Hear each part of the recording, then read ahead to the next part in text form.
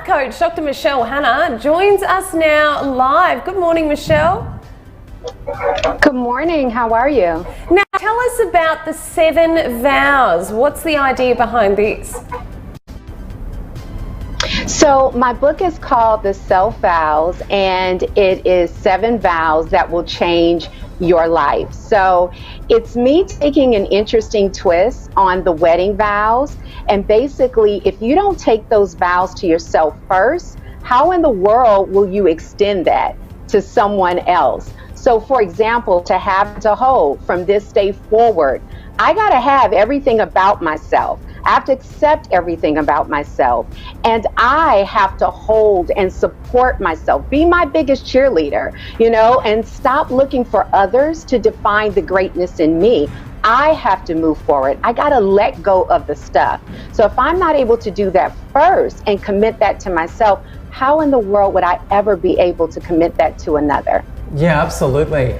How can these tips help us sort of pause, process, and reset?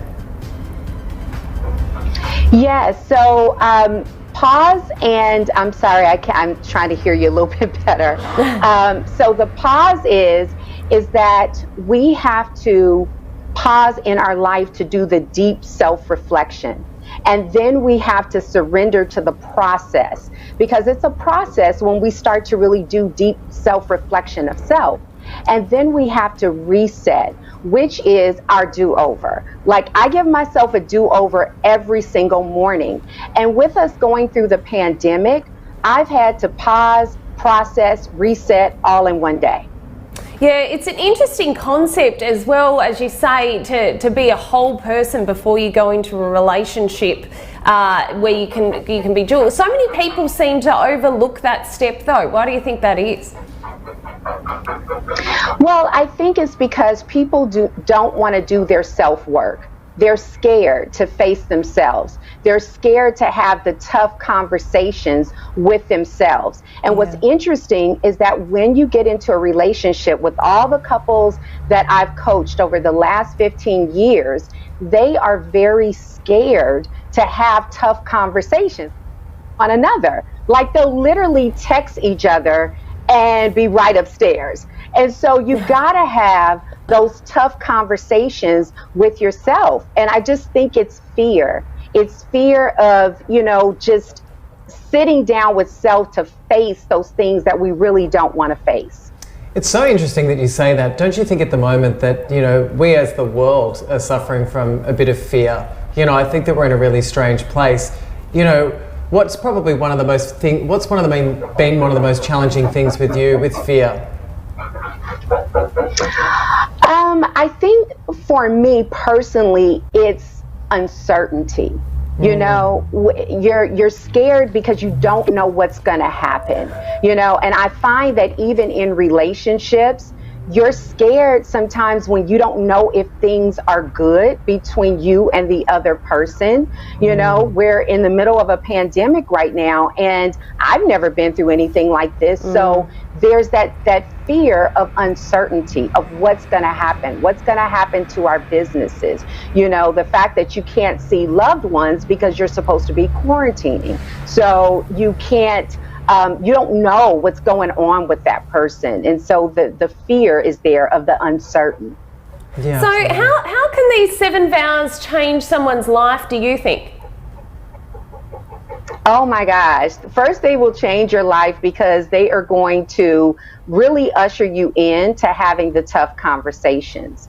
It's almost like the book is a virtual coach for you. So maybe people that aren't very comfortable maybe going to therapy or going to see a coach, this is like literally a step so that they can get through the book, they can face their stuff. It's literally over 200 questions that they will ask to themselves and really have that time to self-reflect, along with activities and exercises. And from what I've been hearing from readers is that it's a really easy read, and that when they picked it up, they thought, oh, I'll just read a chapter. But then it's like 3 hours later and they finish the book. Michelle, I've got a question for you. So sometimes I annoy my partner and then I have a tendency of smothering him, you know, and in the pandemic when you're sort of like having to stay at home all the time, you know, is that a really bad thing or should I be giving him his space? I feel like sometimes when I make a mistake in the relationship, I'm just so quick to just be like, try and smother him and pull him back in. Do you have any advice for me in that scenario? Be my therapist. Back up. You know,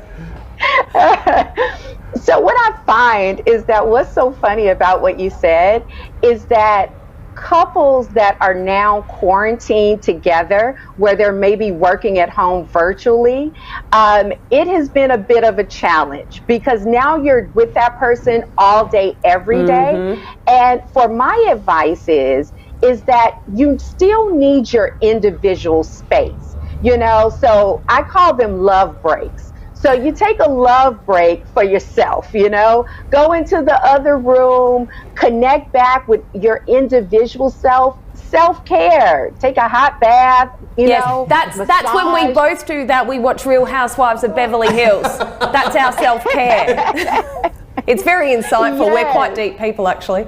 That's so fascinating. But then you come back together though. You come back together and you connect and you have that quality time. But I think just being quarantined all day with one person, you gotta take a breath, you know, but come back, you know, and connect. Good advice. Good advice. Hey Michelle, where can people find your book? So you can find it on Amazon. You can also go to my website, which is michellerhanna.com. And please follow me on IG, Michelle_R_Hanna, because I have so many free tips and so many videos that will absolutely help you to whatever topic that you're going through, or just maybe Michelle, some advice. I'm putting you on speed dial, so I'm just putting you in my therapy. phone. And I just feel like every couple of days, I'll just shoot you a couple of questions. Yeah, you'll be sorry that you came on this show, Michelle. I'll also send you a copy of your book to sign for me. Yeah, a personalised copy for me and my partner. Thank you for your time this morning, Michelle. We really appreciate your insight. Absolutely. Thank you so much. Bye, Michelle.